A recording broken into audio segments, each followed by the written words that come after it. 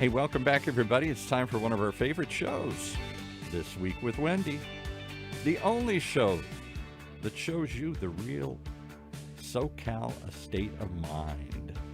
With your host, Wendy Ross, who after decades of working at real estate brokerages in Silicon Valley and Orange County, she decided it was time to do something different, and she did. She created a company called Veracity Real Estate that's there to, well, it's to help give you bespoke client advocacy at all price levels, something you don't see usually in other markets. And out of that, she's built a company of data-driven decision makers, real estate investment advisors, and overall truth tellers to many of us who don't want to hear the truth, but are worried about the truth. So here's the woman who's never worried to tell the truth, Wendy Ross. Welcome. Good morning. How are you, Paul? I'm always a little apprehensive of what you're going to tell me because, some days it's good news, some days it's crazy news, but most days it's stuff I've never thought about. And your topic today, boy, it's kind of like touching a third rail here. It's going to be a touchy discussion here. It's tough because, especially in my line of work, I have to get involved in some things that are not always so pretty. Yeah. And people don't think about that when they, I think, often embark on buying a home or selling a home, that we get fairly intimate. So yeah, very. And that's one of the things, you had somebody come in and talk about. How do you create an intimate space in your bedroom? How do you create workouts? How do you turn this into a home? How do you take a house and make it part of you? And I never really thought about that. Is there anything more intimate? Is there anything more emotional than buying a house? Not really. And then what happens if you got to sell it because you get divorced or other sorts of things happen? That adds to the thing here. Our world is complicated. It is a complicated place. And so to your point, yes. I try to bring things to the fore that you're not hearing every day. We don't do the mundane here on This Week with Wendy. And you know that you can count on me for information and market analysis that you just don't find anywhere else. Right. And one of the ways that I can provide such novel information and education is by aligning with some of the best minds around, so we can help you make the best of your investment in your home, because it is your home, but it's still an investment. So, and that's why Amy's here today. Amy Valdivia is an amazing professional. She's with American Financial Network. She's a local branch manager, but it's a nationwide lender. And she guides clients to, of course, realize the American dream of home ownership. And she's done it for 31 years. She's worked in the industry for a very long time, and she's developed this niche specialty that we're going to talk about today. I want you to understand, just in case it's happening to, 1 in 2 people. So we're all going to know someone who needs Amy. Yeah. Hopefully it's not going to be us. So her calling, obviously, first and foremost, is to serve the community. And she wanted to do a little bit more than just attend the charity events and spread the gospel that is lending. She also went on to become a certified divorce lending professional. A divorce lending professional. That's what I've just thought is fascinating. There is such a category. There is such a specialty. It's it's a thing. So she supports divorcing couples and their attorneys. So alleviating one of the greatest areas of contention usually is the home and the home financing. It's typically our biggest asset. So there's so much to discuss. There's a lot of layers to this onion. And Amy, before we dial into all things Valdivia, just give me a moment to do a quick weekly update, and then we'll dive in. All right? Of course. So last week, I was very excited. We had 26% more listings come onto the market. We desperately needed them. We had 485 homes go into escrow, which was wonderful. That was up 9%. We're selling them like hotcakes. It only took 7 days median to sell a home. And again, in historic context, this time of year in Orange County, it normally took between 35 and 45 days to sell on median. So 7 days is just ridiculously hot. It's incredibly fast. We sold 361 homes last week. That was up 4%. So good news, we had more inventory. Bad news is we're selling it as fast as it's coming on the market. The median price ticked up again last week. So week over week over week, we're seeing these little tiny upticks in median price. That went up 3% to $950,000. And the list to close price ratio was 106%. So that again was an uptick. So we continue to price them a little bit higher, and we're still getting a little bit more. The pressure is very, very much on. So again, we had a little bit more inventory, but it didn't do us as much good because we need a lot more inventory. So the net, I just can't say this often enough. Buy now. Now. Just buy something now. And we're so severely. I'm waiting for the crash, though, Wendy. Amy, I'm just going to make you take that later. I'm bored with that. So, Paul, we normally at this time of year would have between 6,000 and 7,000 homes to sell. Yeah. I mean, that's normal for February. In the last 2 years during COVID, we had 2,000 and 2,200 respectively. Right? And this year's, well, so far we're only 1 week in. In Orange County, we've only got 1,510 housing units for sale. So we're still well below normal, but we're completely on pace to sell just as many homes as we normally do. We normally sell between 1,800 and 2,000 in February. And so far this year, we're killing it. So, what's really strange, I think, is that of the 1,510 homes that we have available to buy right now, 10% of them are priced above $5 million. Oh, my goodness. That's got to be a record. Does that? It is. Yeah. I mean, it makes my head hurt. I mean, yay for Amy. She's getting much bigger loans, but holy mother of God. So, well, and I'm trying to find a segue into the fact, for those watching the video, Amy's calling in today because I think she's taking care of a kid or something today. Are you at home for? Yes. right? COVID strikes again. So Following COVID protocols. there you go. Right. So we're COVID's glad there. that you could be here, but for those watching the video, that's why there's an empty chair where she's calling in today here. That's right. I know. I'm talking to Paul. We're having our own discussion, and Amy is this phantom menace that's coming in and giving us all the ins and outs. I think she just doesn't want to show her face because this has got to be one of those topics that nobody wants to talk about divorce and housing. Contraire. Are you kidding So me? she's trying to keep a low profile. I know what's going on. She's a pain alleviator, and she's got a beautiful face. So someday we'll have her beautiful face in here with us because this is not a topic that's going to go away. So anyway, yeah, Amy, on to you. I mean, the market's hot, no doubt. We got this, but sometimes marriages are not so hot, and that's where you can come in. You can help a little bit. So thank you for being here, sort of, here. Thank you so very much for having me. And yes, unfortunately, one of the greatest outcomes of the pandemic is not just following the COVID protocols, calling into radio shows. Right. It's actually dealing with divorce. It's one of the greatest outcomes from the pandemic. So that 40-hour break when we went to work. Are you seeing an increase in divorces now? Well, I'll tell you this. I'll give you this little statistic. Mm-hmm. Currently, divorce is an $11 billion industry. And I'm saying B. And this is, of course, I'm talking nationwide. Wow. But that's only our country. That's one country. That's right. And it's slated to go to $22 billion So over the course of the next 12 to 18 months. now my head's exploding. So what does that encompass? Is that attorney's fees? What's in that figure? All of it.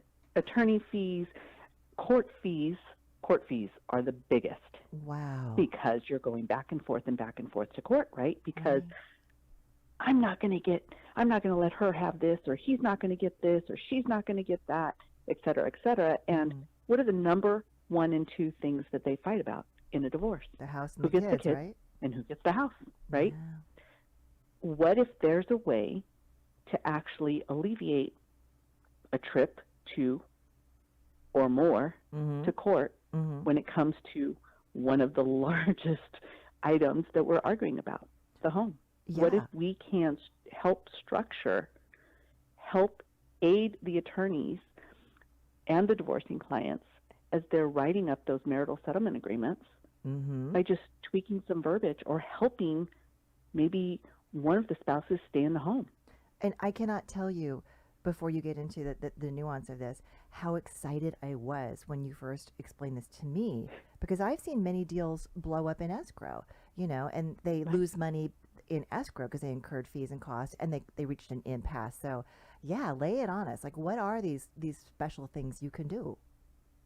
Well, oftentimes people don't realize when they're going through a divorce, they turn to their attorney and they say, I want the house, or give her that house, I'll take this, and I want to move on, and how quickly can I get off that house because I want to be able to go buy another house?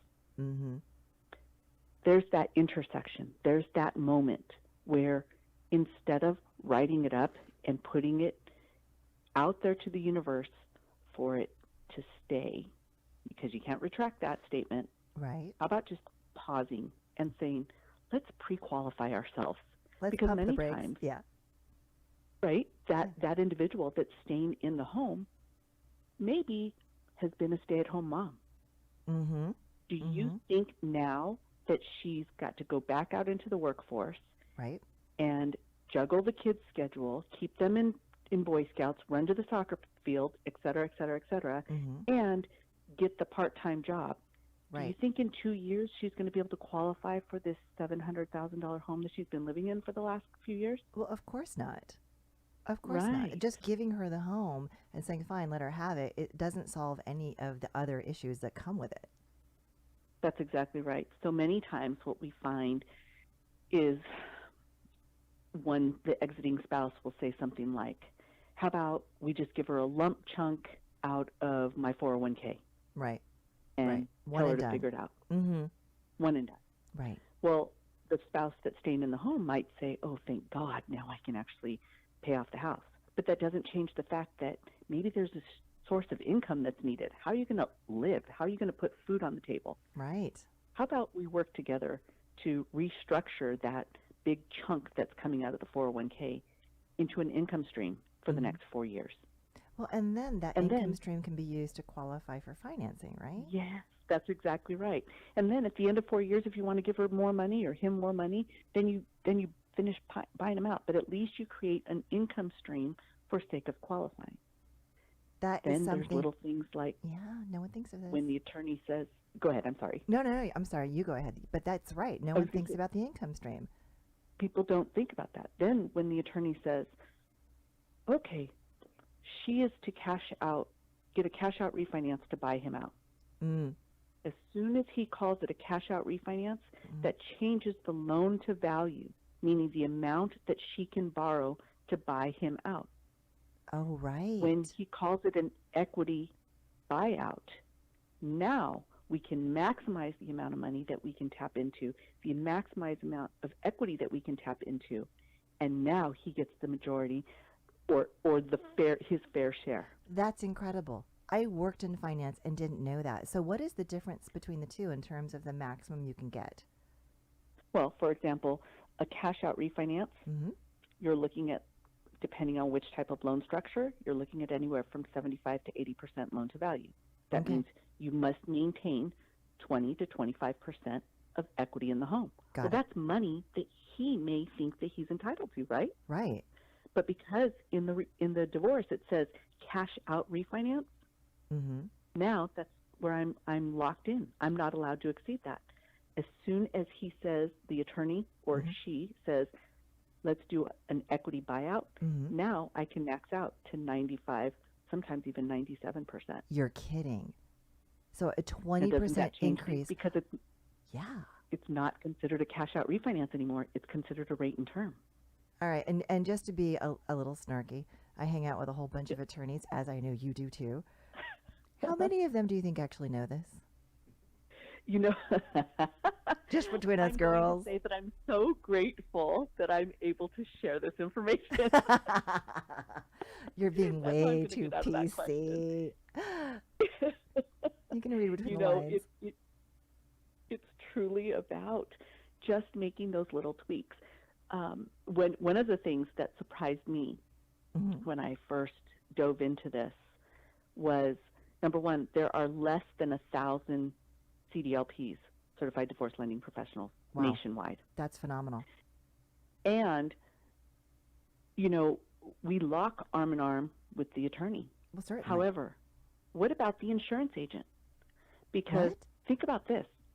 The husband and the wife Mhm. are getting a divorce, and he says, I'm taking the trailer, I'm taking the truck, and I'm taking all the toys that go into it, all the dirt bikes, et cetera, and the boat, and this and that. Mhm. Well, that bundled service for insurance is not the same now that she's left with the house. Interesting. Do you think that the amount of insurance that she's paying on the home is going to affect her ability to qualify? Oh, interesting. It can. Yes. Yes, especially if he's got all those these are the toys. little things that we don't think about. No, because we're too busy being emotional messes. We're so worried about, no, he can't have that, or no, she can't have that.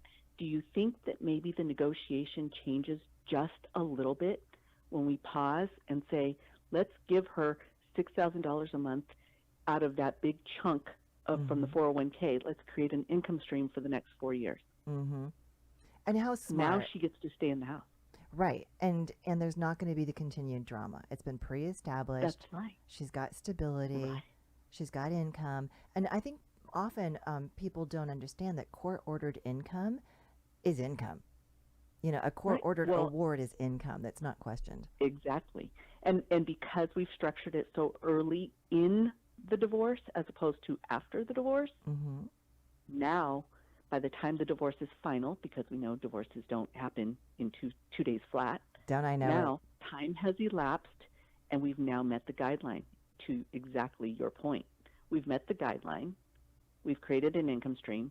Maybe, just maybe, there's that bone of contention over to the side that is no longer a bone of contention because now everybody feels safe and secure in another area that we're willing to negotiate or we're willing to give up on another spot. I have a question. Of the divorce. What did you mean when you said we've met the guideline? Well, depending on which type of financing you're getting, you may be able to use both child support and alimony, of course, depending on the tenure, meaning the length that you'll be receiving the alimony, as well as the age of the children. Got it. So you were talking about underwriting guidelines for financing. That's right. Perfect. On top of that, it's how long you've already been receiving it, what's the dollar amount, and how it's written up in the marital settlement agreement. We mesh all that. That's my job. Wow. Is to apply traditional lending guidelines to a divorce. And to anticipate if you're going to be in the process for 6 months, you may have met the qualification. That's fascinating. That's putting the cart behind the horse, front of the horse. It's doing it the correct way. Yeah. That is really clever. And why is it that there are so few of you? Do you know? Well, when I first was approached to do this, to be certified, I said, what are you talking about? Any loan officer can close a loan for someone who's been divorced. We know the guidelines. Right. We read the divorce papers. We're done. And then as I started digging deeper into the credential and realizing, let's fix this earlier. Let's help earlier. That's when it completely opened my eyes. And I believe that that's why people have not jumped on the bandwagon. They just don't even know what they don't know. That's exactly right. I worked in lending for years before in between doing real estate. And I'd never heard of this. And I think I'm a smart person. Right. Because you absolutely are. It's just not been a priority. Well, now look at what we're dealing with. Right? It's front and center. Yes, we've been living for how many years now with, 50% of marriages may fail. Right. Well, we know that statistic, and we've kind of just gone about our merry way and just moved forward. However, now this other significant historical event is affecting all of us. It's the pandemic. So fascinating. The pandemic is, and what I had heard, and tell me if this is consistent with what you've heard, is that at the beginning of the pandemic, divorce filings went down simply because the courts were closed. So there was a bit of a backup. And then not only are we catching up, there's just more people irritated with each other because they can't get away from each other. That's exactly right. So that's why when I gave the statistic about the 11 billion doubling was for that exact reason. Everything went down because nobody could file because of the courts being closed. Right. Well, they watched as the attorneys were drawing up the documents, even though they couldn't file. There were attorneys still working, and they started to see the rumblings, how many were prepped and ready to go as soon as the courts opened. Yeah. And that's where they were able to come up with those projections. Well, my divorce attorney friends, regrettably, have been the greatest recipients of my referrals lately. Unfortunately, it's true. I mean, I'm keeping one of them, very, very busy. And it's sad, but, and there's so many layers to that onion. I mean, I've had people here with me talking about how we're just getting to know more about each other in our relationships because we were forced to be together all the time, working together. Exactly. Yeah. It's really shocking. the result of a divorce may, as you know, especially on your side, may very well be sell the house. That's the solution. Wow. And if that's the case, that's fine. Again, if you're working with someone who has the credential that I have, now all of a sudden we look at it a little bit differently. Well, we can move forward with that purchase a little faster because we do know that the alimony has been received for the appropriate period of time. Now we can open doors. We know which type of financing we can go for earlier in the transaction. It almost seems like So it would as be soon- smart for them to put this into prenups too. Oh, yeah, it's smart just to do everything. What do we say when we do a traditional transaction, you and I, right? Pre-qualify. Right. You can't even go house hunting until you've been pre-qualified. Right. Same concept. Yeah. Same exact concept. This is your mortgage. Right. We treat the traditional people the same way as we would a divorce client. The difference is that we actually have to dive a little deeper into their income and their asset stream and help everyone involved structure appropriately. Wow. And it just makes so much sense because it would take so much pressure off, especially like you said, there's the exiting partner who's usually in the better position. And there's the one that's being departed from that's really freaking out, trying to figure out how am I going to rebuild my life. You know, you're absolutely right. And for those of us in our industry, when you read my bio, it was very, very true. I sat there and I said, okay, what's the glamour about a mortgage? And you often hear people say, oh, well, you know, the joy that I see with first-time home buyers or someone when they buy their dream home, you know, when they're actually realizing the American dream. Mm-hmm. And I said, well, what about the kids? Yeah. The kids get their own room, yeah. But what about the kids that all of a sudden have parents divorcing? Mm-hmm. I get the satisfaction to say, you get to stay in Boy Scouts. Right. You get to stay on that soccer team. And guess what? You get to still go to the same school. Yeah. You Even don't though have to your lose your parents friends. have all this going on, Yes. you get to stay in your room. That's so important. Divorce is hard And enough there are on kids. times- Yeah. Yeah, there are times that it's not successful. We know that. Mm-hmm. However, if there's an opportunity, now this is where it gets exciting, and it's a way to serve kids, not just the grown-ups. It serves the whole family, which is remarkable. Now, I want to take a second because I could talk to you all day about this and step away for just a moment. What is your opinion about the market overall? Do you see interest rates rising, stabilizing? What's coming? Well, first and foremost, no, I don't think that there's going to be a bubble. I not adore you. And why do you say that? Well, let's just look historically. Mm-hmm. Let's not even talk about where incomes are today or anything like that. Historically, Okay. 2006, 7, 8, right around that spot. Uh-huh. We had something like, and I'm talking nationwide numbers, 3 million properties on the market. Mm-hmm. Today, less than 1 million. See? And that's what people aren't getting. This isn't just a California problem. It's an everywhere problem. Absolutely. Yeah. Now, we talk about rising interest rates. Mm-hmm. Rising interest rates, that's just a given because of inflation. And the reason is the feds have to spend some time tapering. Yeah. They have to taper with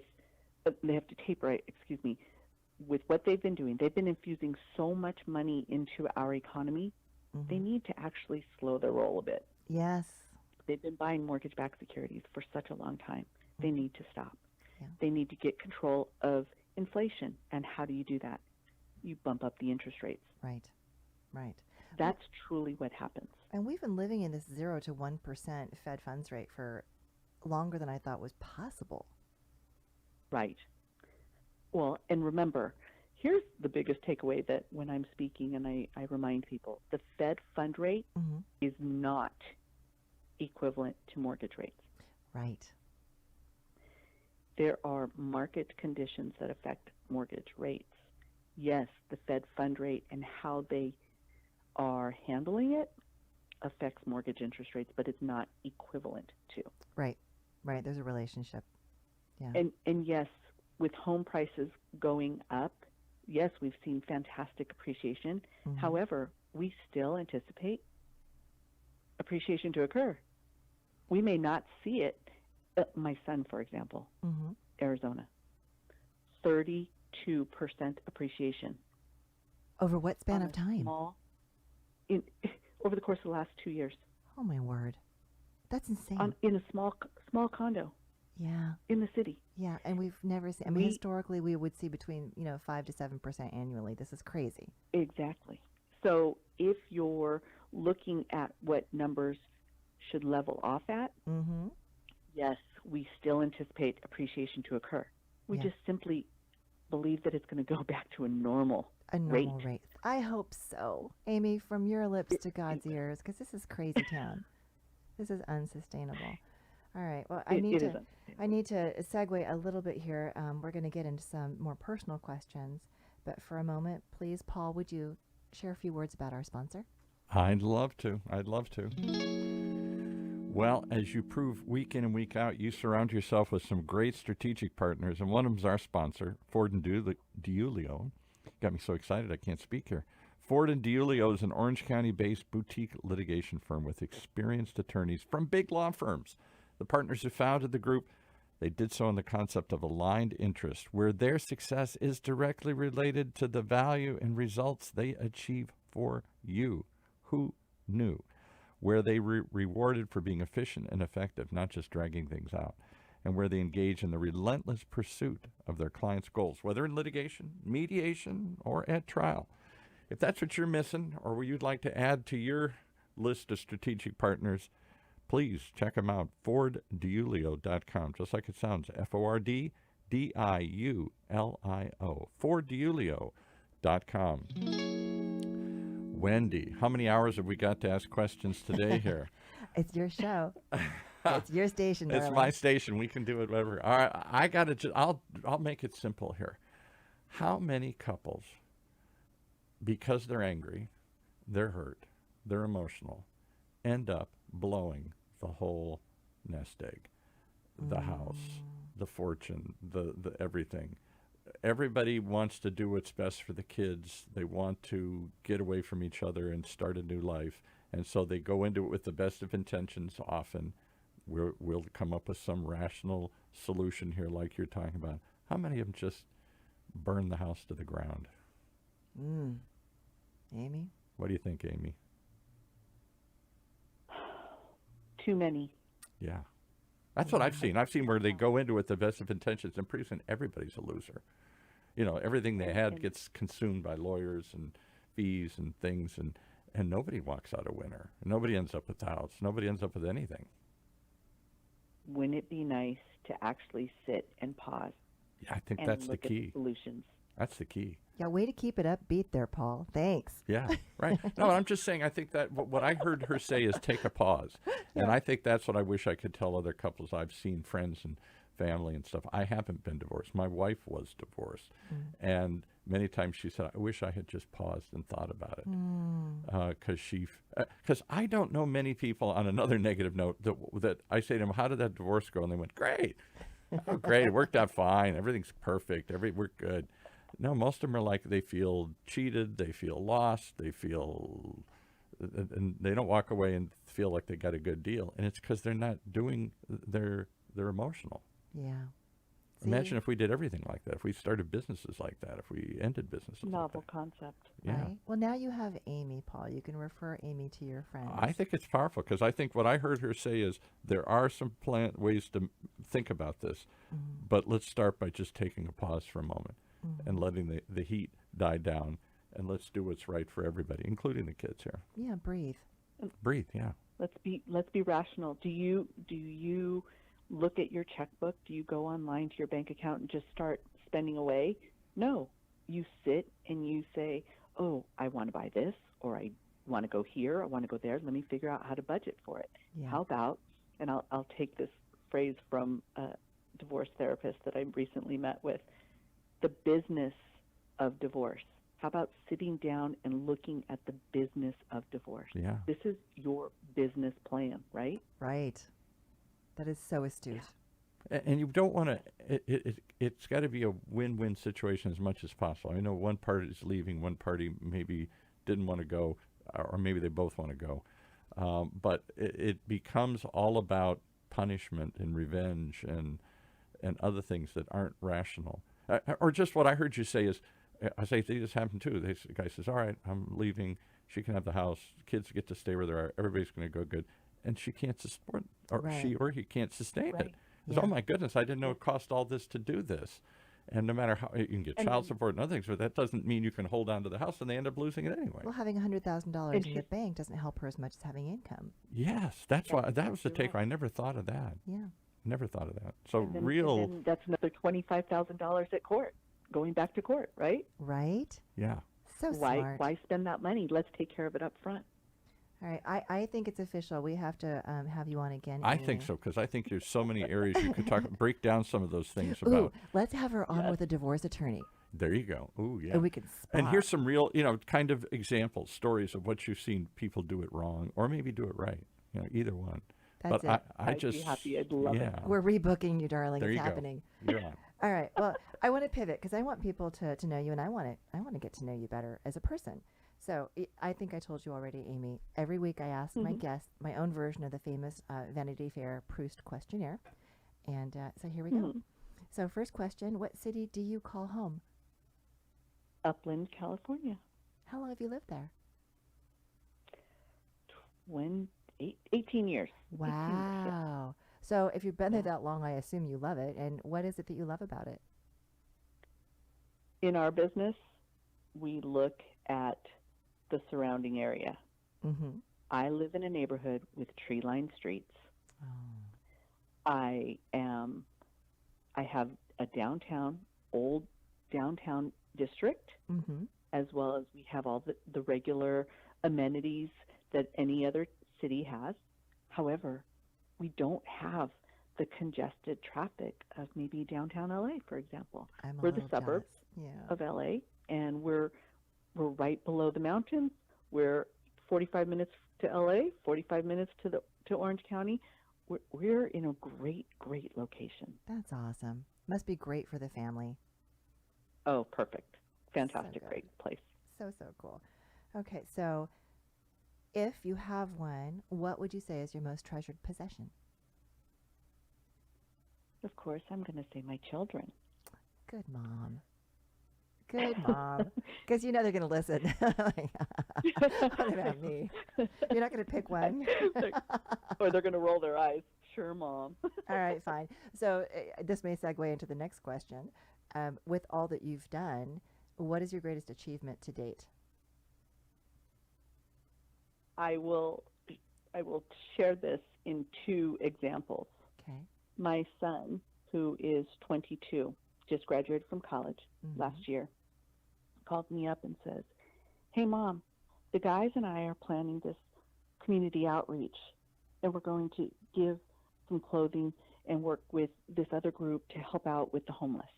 Wow. These are 20 and 22-year-old boys. That's phenomenal. And You then must my have been daughter, so proud. Yeah. who it's amazing, right? Yeah, My yeah. daughter, who's still in high school, I look at her resume, and she's going to be applying for college very soon, and she is one of the board members for the Best Buddies International Club. It's a group that helps children with special needs, Oh. kids that are going to school in wheelchairs, things like that. It's called the Best Buddies Club. She's on the board. I love her already. She created a business club on campus, Uh-huh. and she just this past week she was elected to the board for Key Club, which is an affiliate of Kiwanis. Oh. I'm a Rotarian, so of course it kind of hurt the heart a little bit. Oh, but all giving is good giving.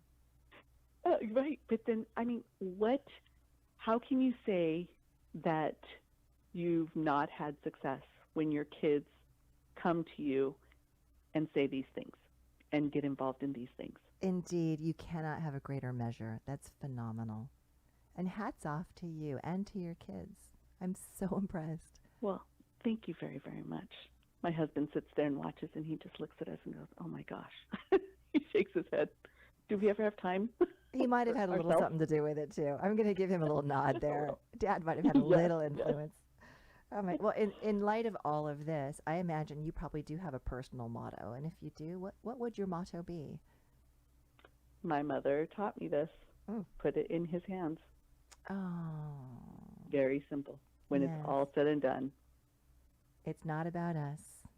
Nothing Nope. really is. It's all bigger than us. We're not Amy, in control. It's but- already planned for us. right. Give it to him. Here we go. See, we Right. cycled right back to planning. We've come full circle. Yes. So you're going to be on the show again, but until then, how can our listeners get in touch with you?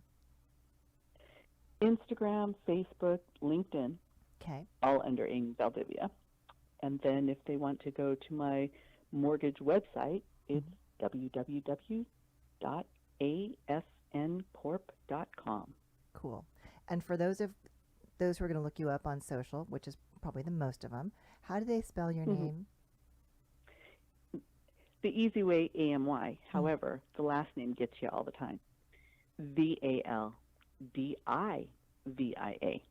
Got it. All right. And the good news is this is going to be recorded so they can pause, replay, until they get it right. Yes. Don't you love technology?